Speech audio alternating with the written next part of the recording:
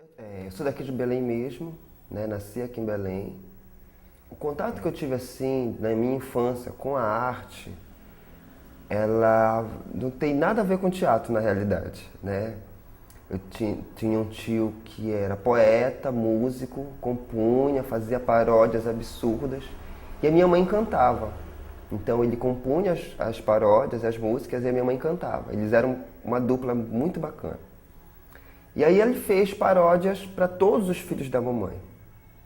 O engraçado nessa história toda é que assim, a paródia que ele fez para mim foi em cima do Chão de Estrela, que é aquela música sou ator do palco imenso dessa vida, que conta toda a minha história, porque eu sou adotado e tal. A minha mãe biológica, a Maria, ela é costureira.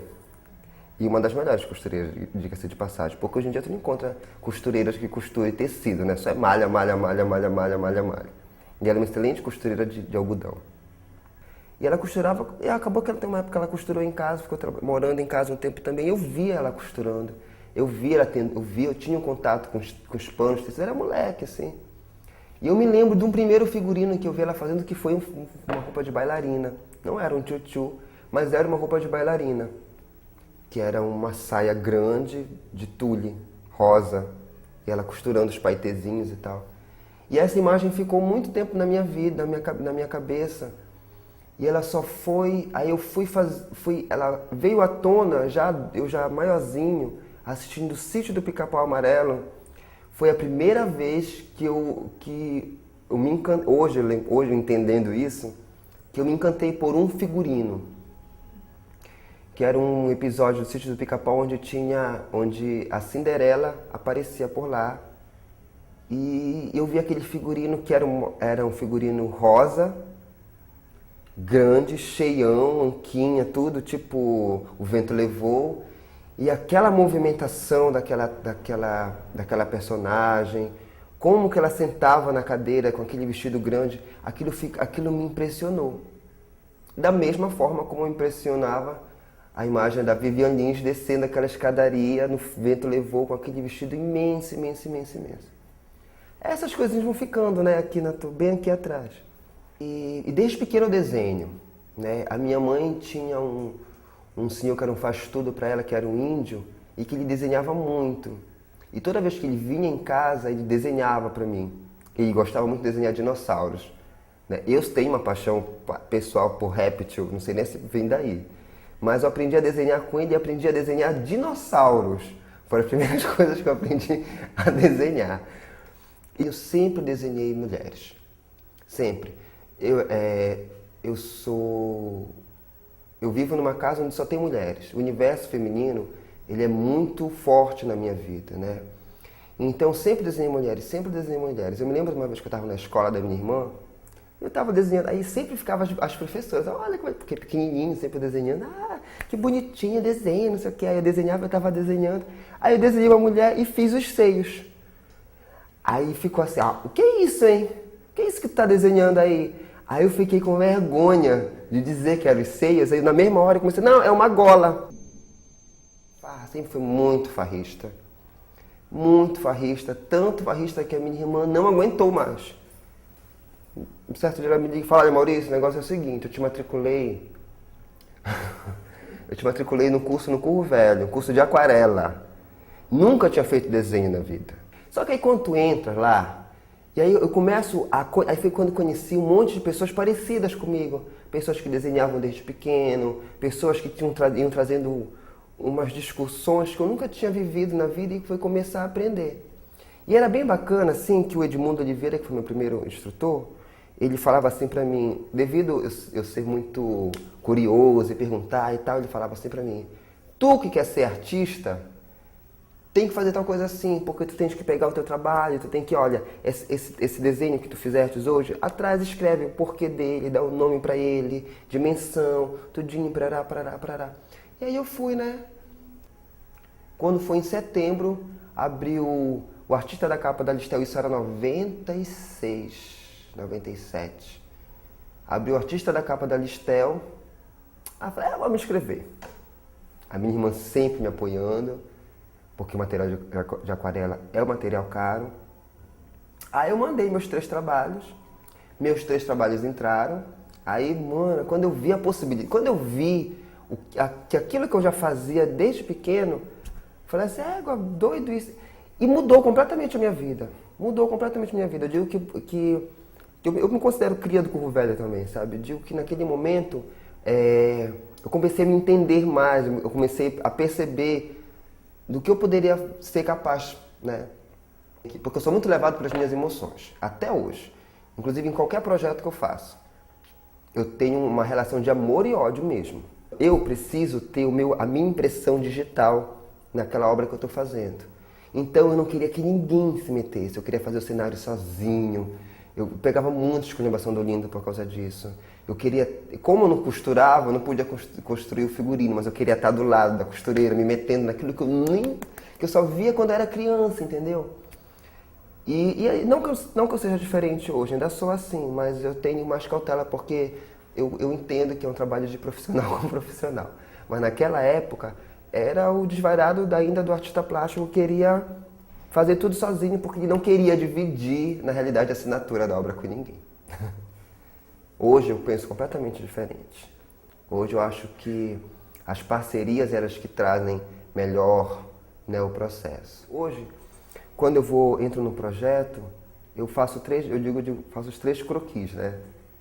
Um é o meu estudo, né? O que eu quero perseguir, o que eu quero mostrar.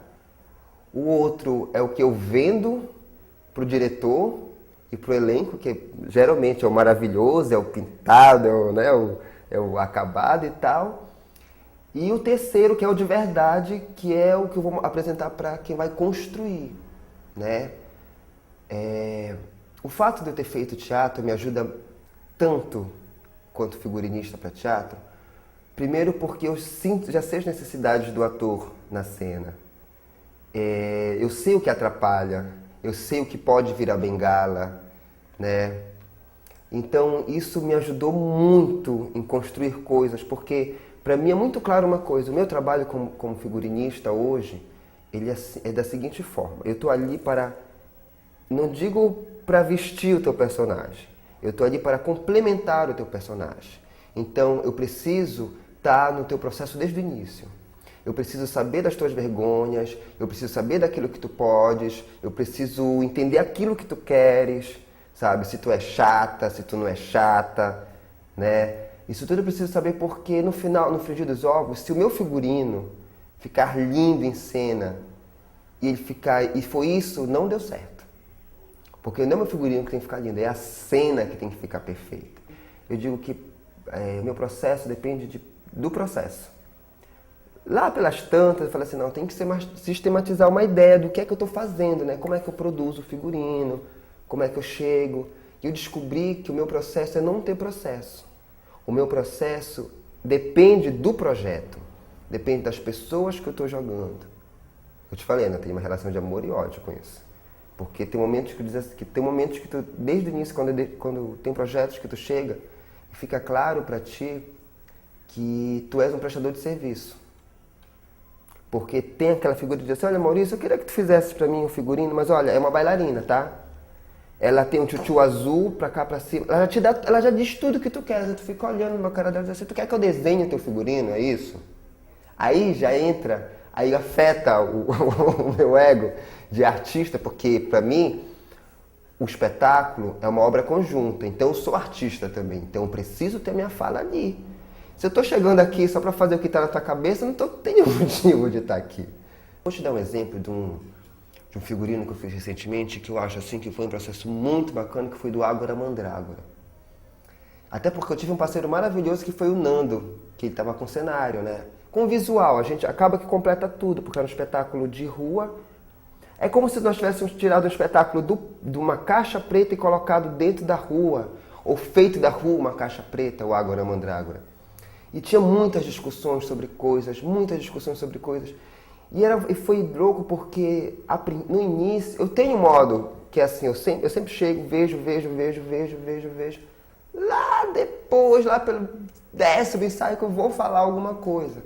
Porque primeiro eu estou sacando todo mundo. Não só os atores, não só a cena, mas todo mundo. Tô sacando o diretor, tô sacando como ele fala comigo, como ele lida comigo, porque eu também não gosto dessa história de chegar, meu trabalho é esse e ponto. Não é isso. Pra mim é jogo. É o tempo todo jogo.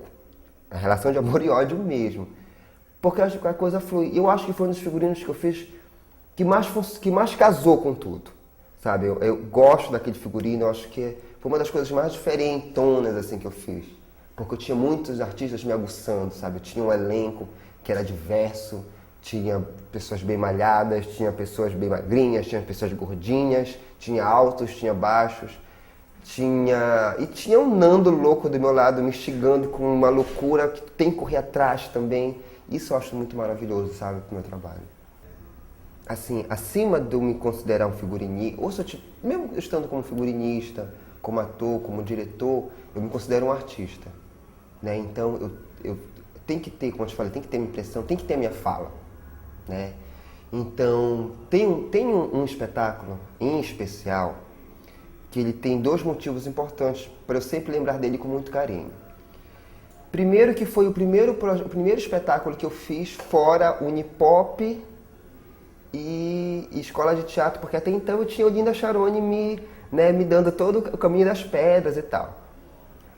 Que foi um espetáculo dirigido pelo Edelso Goiano em 2000, 99, 2000, por aí assim. Que era um texto do Sônia Araújo chamado Caravana da Ilusão, que ele refez dando o nome de Os Quatro Temporais. Um espetáculo de rua, com 4 atores em cena, né? E foi o meu primeiro contato com a mãe do Edelso, que foi a minha grande parceira. Foi a minha grande parceira, era uma costureira das duas mãos cheias, louca, né? Que sempre gostou de desafios, assim que nem eu, e que nós construímos coisas assim maravilhosas assim juntos, né? Que hoje, infelizmente, ela não está mais aqui com a gente, mas me deixou ensinamentos que hoje me fazem até ser uma pessoa antipática por causa disso, mas que me garante que me garante que o meu trabalho, que a minha satisfação pessoal quanto artista. Eu acho que o meu trabalho, a poesia dele está na sujeira, a poesia dele está no rasgado, a poesia dele está na cor. A cor para mim ela é importante. Tem coisas assim que eu olho, por exemplo, está em cena, aí eu digo assim, eu acho que esse personagem ele tem um vermelho, mas eu tenho certeza que ele não é só vermelho, a não ser quando eu olho e digo assim, não, ele é vermelho. Mas aí eu tenho uma escala de coisas, então aí depende do processo, depende de quem é essa personagem, entendeu? E aí foi nesse espetáculo que eu fui começando a perceber detalhes, a importância do detalhe. E eu gosto disso no meu trabalho. Eu gosto de ter um figurino, eu gosto de construir um figurino que tu tenha dois modos de ver. Um primeiro modo que tu vê no geral, no conjunto todo mundo, eles sozinhos, longe. E um outro que é quando tu chega perto que tu vai descobrindo os caminhos. É botão. Isso é cola quente. Isso é papel, entendeu? Esse joguinho que tu estabeleces com o público, aí que eu te digo, que aí entra a minha fala quanto artista, que vai além do que o diretor quer, vai além do que o espetáculo pede, que é uma fala tua com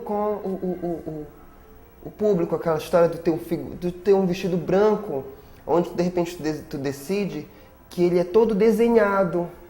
É um vestido branco, onde tu pegou o giz ou aquela canetinha de tecido e desenhou uma macaca, desenhou uma menina, uma pipa. E que na hora, no decorrer da ação, quando a menina parou para sentar e chorar no chão, que tu olhou assim, é uma macaca. Aí a cena parece que muda, entendeu? Esse diálogo que eu acho que o figurinista poderia perseguir cada vez mais, entendeu? Aí é bacana tu entender o tecido, é bacana tu entender a evolução do pano, é bacana tu entender a evolução do movimento. Eu gosto de figurino com movimento, eu gosto de figurino que conta história.